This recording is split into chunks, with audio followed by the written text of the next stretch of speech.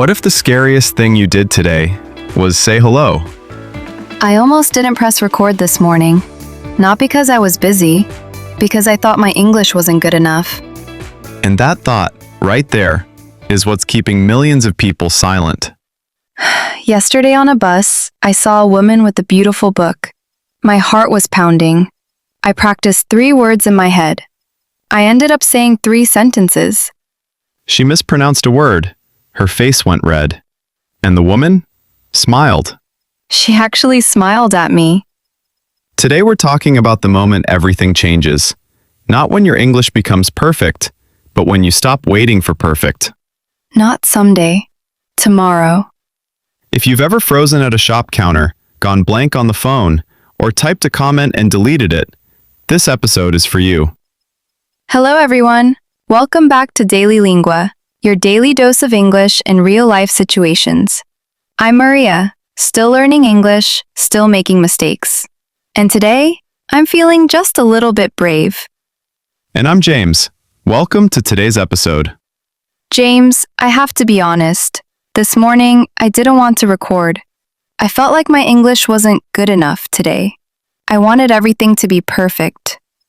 That is the biggest trap in language learning, Maria. The perfect trap. People think they need to speak like a news presenter, but really?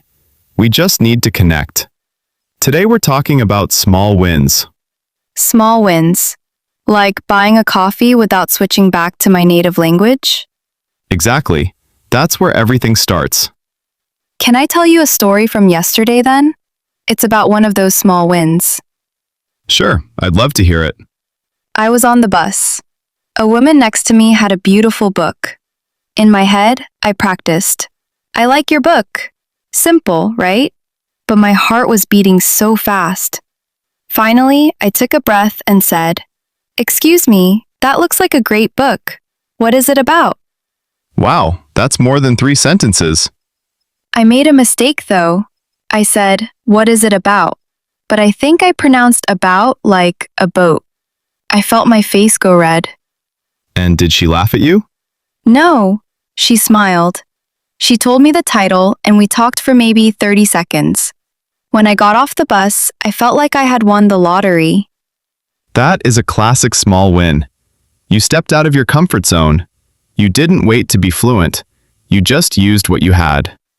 Actually, Maria, I want to stay with that bus story for a moment, because I think there's something really important hiding inside it. Oh, what do you mean? Well, you said your heart was beating fast, right? Oh, yes, very fast, like a drum. I thought the woman could hear it. Right, and here's what I find so interesting about that. Your body was treating that moment, saying hello to a stranger, like it was dangerous, like you were facing a lion. That's exactly how it felt. And this happens to so many people learning a language. There's actually a name for this feeling. Scientists call it language anxiety. And the good news? It means you're completely normal. Really? So I'm not just being silly? Not at all. Think about it. Your brain is already doing so much when you speak in English. Finding the words, checking the grammar, trying to make sense. And then on top of all that, the fear of saying something wrong. It's a lot for one brain. My poor brain. Your poor, hard-working brain. And here's the beautiful part. Every small win you collect, like your bus moment, your brain slowly learns. Oh, this is safe. I can do this. It learns it's safe. Every single time. You know, James, I want to share something a little more personal. Is that okay? Of course, always. There was a period, maybe 6 months, where I almost stopped learning English completely.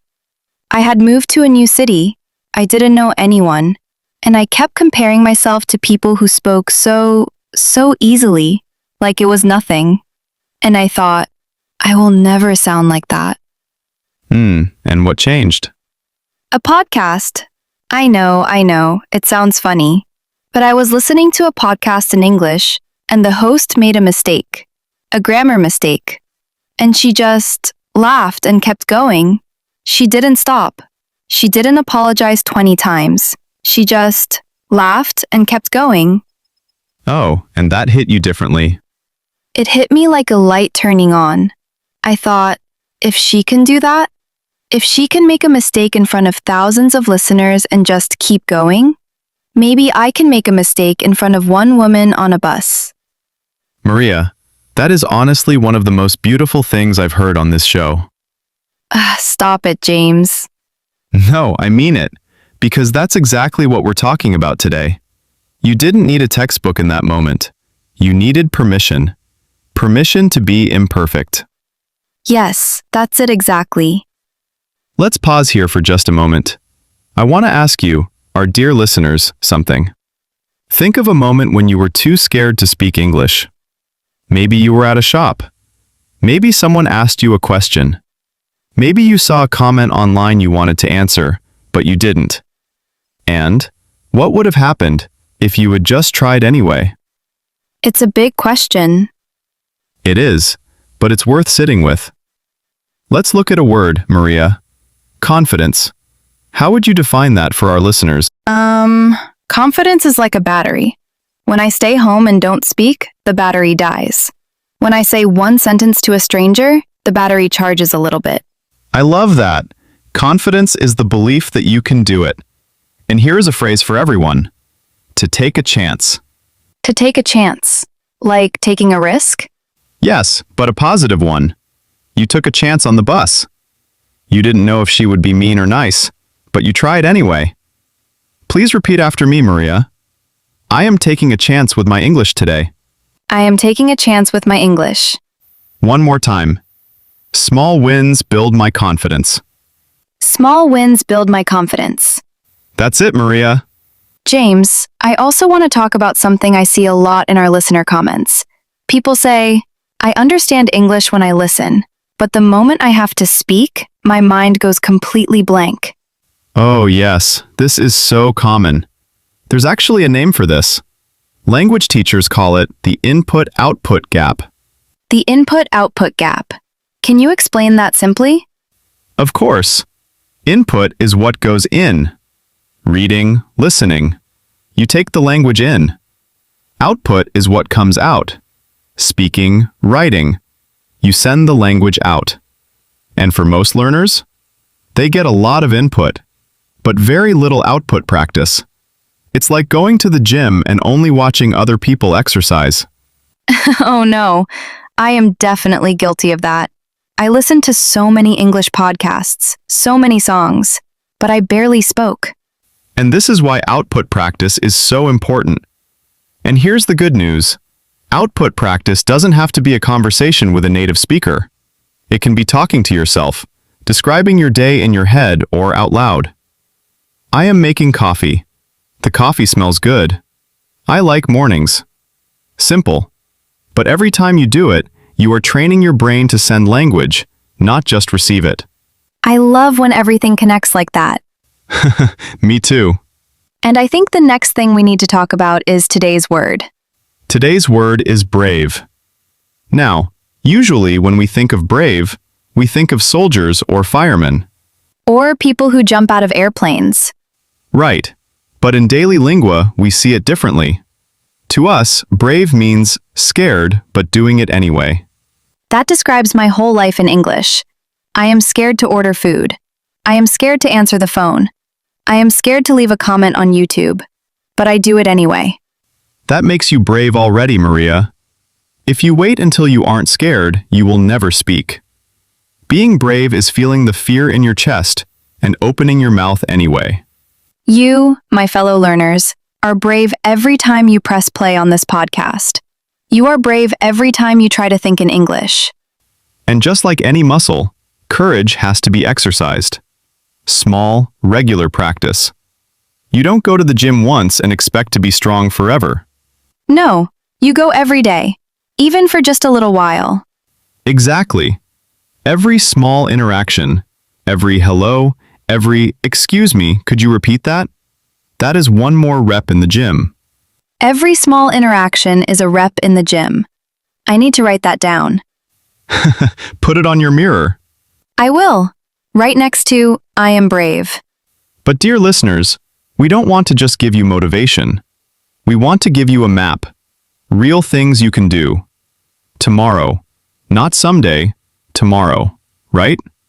Right, because study more English is not a plan. That's like saying be happier. How? Tell me how. So here are 5 habits. Real ones. Small ones. Things that fit inside your normal day. I've actually tried all of these, so I can tell you, they work. Habit 1. The subtitle switch. Oh, I love this one. You already watch things on your phone or TV, right? Shows, YouTube videos. You're going to keep watching. Same show, same video. But you change the subtitles to English. And here's the secret. Watch something you already know. A show you've seen before. Because you already understand the story, so the English feels easier.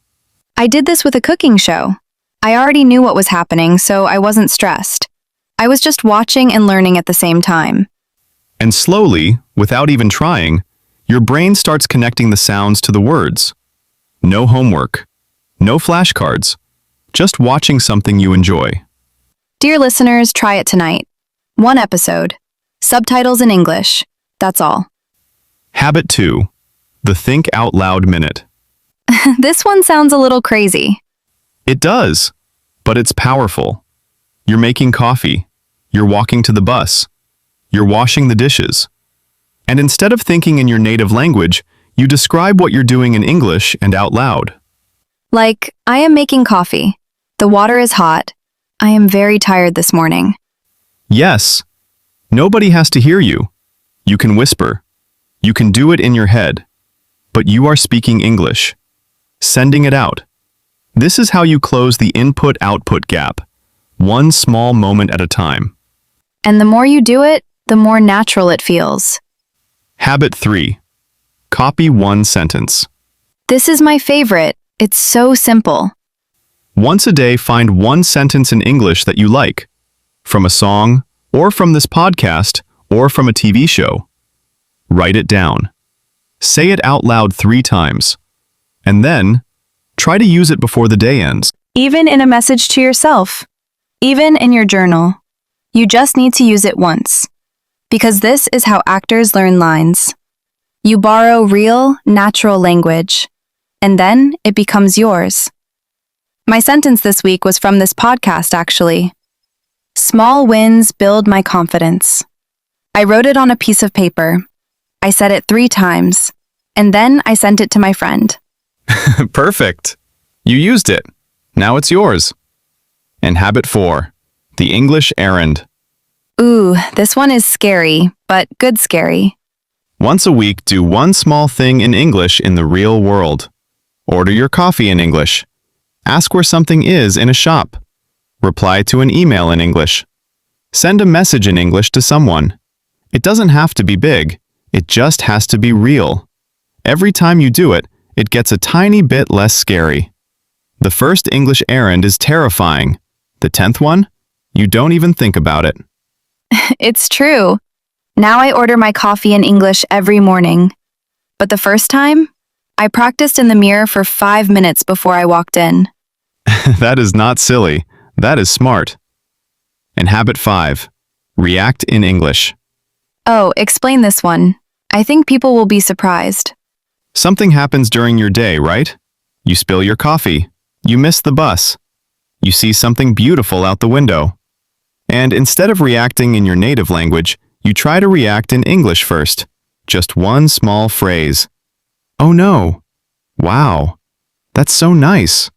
Are you serious? Because most learners firstly translate. Something happens, they feel it in their language, and then they translate it to English. But the goal is to feel English directly. Exactly. And these little reactions train your brain to reach for English first, not second. So, let's go over your 5 habits. The subtitle switch. The think out loud minute. Copy 1 sentence. The English errand. And react in English. Not all at once. Start with 1. The one that feels most possible right now. 1 habit. 1 week. See what happens. Small wins, remember? Always. And before we finish, one more word. Enough. Enough? Enough. It means you are already whole. You don't need more words, more time. Not today. You are already enough. This is a hard one for me. I always feel like I need more. But think about the woman on the bus. Were your 3 sentences enough for her to understand you? Yes, she understood. Then it was perfect.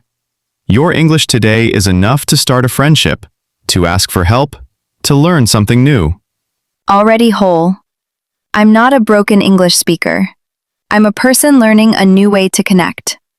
Maria, before we say goodbye, I want to ask you one last thing. What would you say to the version of yourself from this morning, the one who almost didn't press record? I would say, you are enough today. Your English today is enough. Press record, because someone out there needs to hear that they are enough too. That is the most beautiful way to end an episode. Thank you, James. No, thank you. And thank everyone listening right now. Because pressing play is brave. Staying with us in a second language is brave. And that means everything to us. That's all for today's episode. Thank you for spending your time with us. We want to hear from you. What was your small win this week? Did you understand a song? Did you write a text message? Did you finally say hello to someone? Please comment below. We read every single one. Telling us your win is a way to practice your writing. And if this helped you feel a little more confident, please subscribe and like the video. It helps our community grow. And don't forget, a free PDF is waiting for you. The link is below. Every small step counts. You are doing great. This is Daily Lingua. Keep speaking. Keep growing. See you next episode.